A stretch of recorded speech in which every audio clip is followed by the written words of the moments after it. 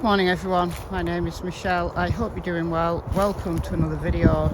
It's Friday morning and this video will come out on Michelle Walks. I'm not sure whether this video or my Michael Vaughan video that I'm going to film later will come out first. Depends on the length of them and stuff. So as you can tell from the background noise, this isn't a voiceover. Michael Vaughan one will be a voiceover, but this isn't, so you'll hear some wind noise and background stuff. I'll try and stay in these trees so that the wind noise is reduced, because it is pretty windy out here. We had really nice weather until a few days ago, and then we suddenly turned into wintry weather. So I'm all wrapped up here. That must be freezing. She's swimming in freezing cold water. Tilly's a little bit more reluctant, but at least she can touch the bottom. She doesn't have to swim. Anyway guys, I can't even stand up straight. I'm in the middle of a tree. Look. Yeah, I want to say a few words about the Debbie Collier autopsy result. So I put this on my community tab over on MichelleAfterDark yesterday, and been looking at the comments before I came out this morning, and there's so many of you don't believe that the manner of death was one where Debbie took her own life. I don't know what to tell you. Somebody in the comments asked me what I thought about it, and honestly I don't know. I do not know. I've been baffled throughout this entire case, and I haven't been afraid to say so. When the police came out and said that this was a homicide investigation, and at the press conference, when was that? I think the 4th of October, when the police came out and said that, well, everybody was looking at this case as a homicide, and you know, the fingers, including law enforcement's, were all pointed at Debbie's daughter Amanda Bearden and Amanda's boyfriend Andrew Geigrich. Now, Amanda has been speaking out on a podcast called Crime on the Record. It's run by her cousin on her dad's side, so Amanda's dad and Candice's dad were brothers. So it's Candice, Amanda's cousin, and her husband, I believe, is called Jason. Anyway, Amanda has been speaking out on there. She's done a couple of lives with them that I've seen. She may have done more that I haven't seen. And she said that she believed it was a situation where Debbie took her own life, that Debbie seemed especially sad. She'd never seen her like that before. She'd never seen her depressed like that before. She was giving things away. All signs that somebody is thinking about ending their own life. However, it could easily be said that Amanda, as a suspect in the case, who was saying that at that point she was cleared, this is very, very recent, she was saying she was cleared, but we had no law enforcement update on that. We've had no law enforcement update, not a proper one anyway, not like a press conference, since the 4th of October. So there's only like little bits and pieces that have come out about this case since then. You know, we had the so-called leak to a newspaper. Was that 2-3 weeks ago now? Oh, time flies when you're having fun. Yeah, this supposed leak that said that they were no longer considering this a homicide. Yes, I'm going to move, Tilly. She doesn't like it when I stand in one spot for too long. We're going to move, yeah. But it's really windy, you see. This is the problem. Let me get out of here. Because the weather's been so mild, this stuff that grows in summer has not died yet. You can only walk all alongside the creek here by this time in the year. But not yet. I'm choosing my path very gingerly here. Anyway, yeah, this leak said that they were looking at other possibilities. But there's so many people who are incredibly confused about this case. So was I. I talked about Amanda and Andrew as suspects because that's what law enforcement were intimating. Seems like they were innocent.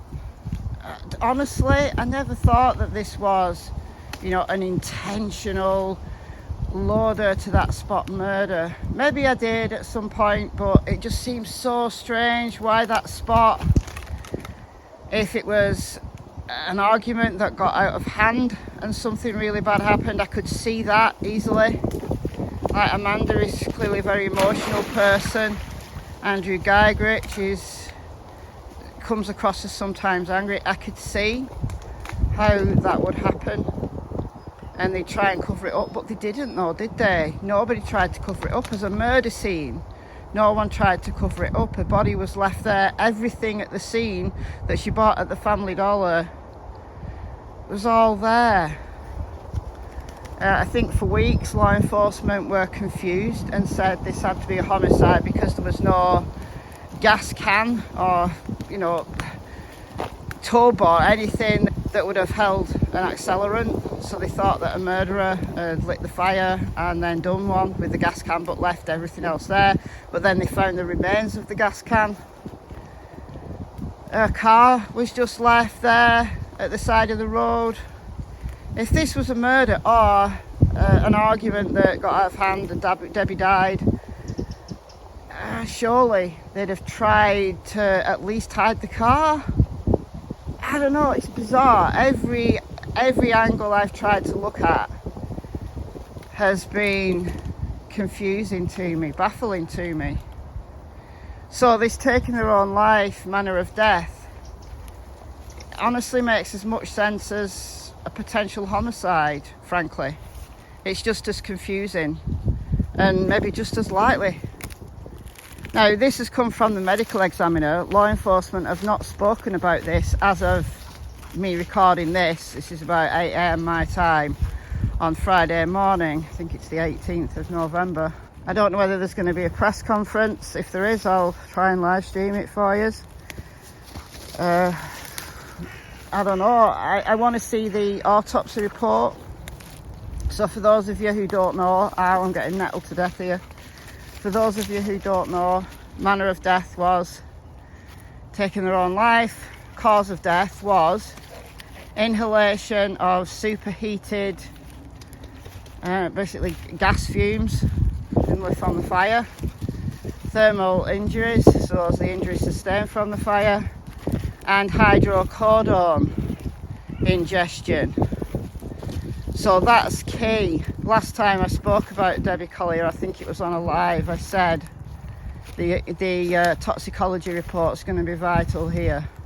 Now remember, very early on in the case, the initial first responders report said, yes, was this drug related? Law enforcement then came out and said if they weren't sure, if it was just something that they thought might have happened, they'd tick yes to that. But what if they'd found like a pill bottle or something like that at the scene? Maybe they didn't want to disclose that at that moment. I just wonder whether they'd actually found a pill bottle or some pills maybe that had dropped. I don't know. Debbie was on medication, I believe, for a bad back. So she wouldn't have to go, to the drug market, the illegal drug market, to get hydrocodone. She was being prescribed medication for a bad back. If she thought about doing this for a while, maybe she'd been saving up hydrocodone pills and she planned to go somewhere quiet, not do it at home where there's all the memories, and it would scar the memories of her husband and her children in future. I don't know why she went so many miles to that Family Dollar. Why she went to Chick-fil-A, no idea. None of it makes sense. She could have gone anywhere, I guess. Why did she choose there? Was there anything of significance there to Debbie? Sometimes people who take their own life will go to somewhere that people think is strange, but it means something to them. A friend of mine, when I was at school, I think I was about 15 years old, her granddad took his own life, and he went to a spot in Wigan, which is a town 5 miles or so maybe in that direction. He went there, he got on a bus, he was an old man, he went there and he took his own life at a spot where he used to work. He was a signalman on the railways, and he went there. So it meant something to him. He actually made that conscious decision of going there, choosing that spot. He did leave a note though. Now with Debbie, she didn't leave a note, did she? Not that anyone's found, not that anybody's reported, except for this unusual Venmo. They're not going to let me go. What did that mean? They're not going to let me go. What, the drugs aren't? The addiction isn't? They're not going to let me go. I don't know. But it did come from Debbie's phone. It wasn't some kind of ruse by the looks of things. Debbie's phone was found there at the scene, apparently. Everything was there at the scene, apparently. It's just so odd. But I could see it. I could see it being a taking her own life event just as much as I could see it as a murder. Because as a murder, it doesn't make sense. It's baffling. Taking her own life, it's highly unusual what she did. However, let's think about something that I said very early on in the case, and that was this an accident? It still doesn't explain why she was there. Doesn't explain why she bought those things that she did. Doesn't explain why she lit a fire in the first place. But did she fall into the fire? And that's why she was partially clothed and burned along her abdomen. That the burns on her abdomen was as a result of her falling kind of head first or body first into the fire, just accidentally. So I asked the question, well, how serious were the burns? Were the burns sufficient to kill her? We see that thermal injury is... It's got really windy now, hasn't it? I'll move up here a bit. We see that thermal injury is part of the cause of death. Because you can be burnt and you can go into shock, and then essentially your heart stops. So I don't know. But the inhalation of superheated gases, that'll do it. That would do it.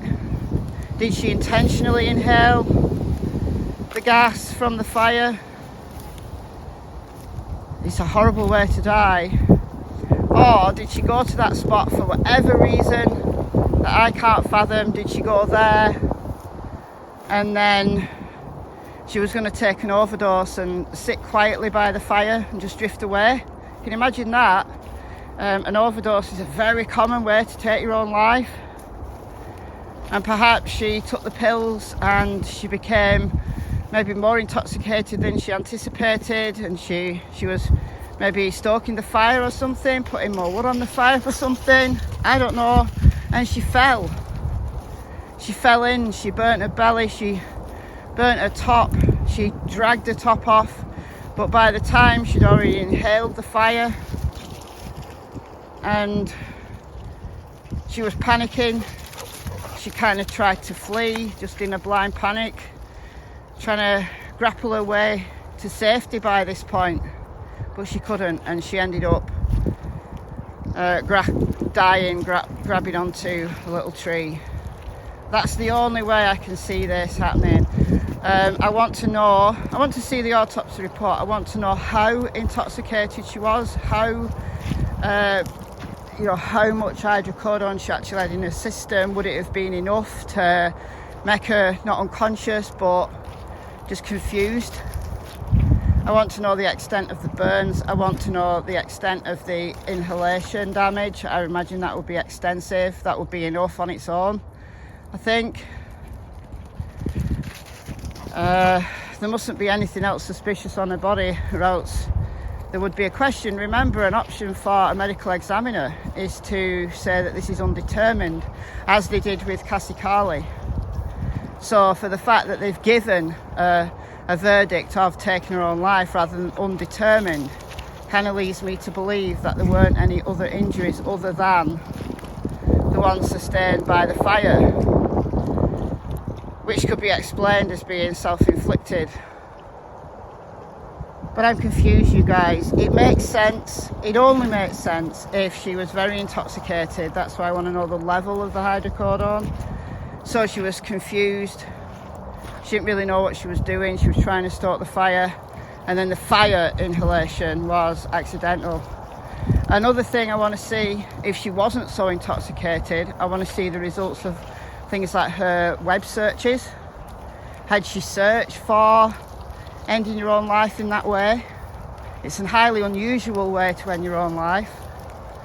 But had she searched anything like that in the weeks previous? If she had, then that's a tell. I don't know, guys. It's a strange one. It's a strange one. I will accept the medical examiner's expert opinion. I hope law enforcement come out and give us more details. I'm ready to apologise to Amanda and Andrew very sincerely for ever calling them suspect, but that's the way law enforcement were taking this. That's the way they were taking this. So I don't know. I'm ready to accept the medical examiner's report. However, I do want to see it. I want to read it. If I can get hold of it, I will do a video on it. I have a playlist about autopsies that I've reviewed. So take a look at that if you're interested in that kind of thing. It's not everybody's cup of tea, I appreciate. But anyway, let me know what you think in the comments below. Sorry for the wind noise at some points in this. I've been Michelle, hope you're well. See you in the next video. Goodbye from Miss Tillington and Miss Cassie Springer.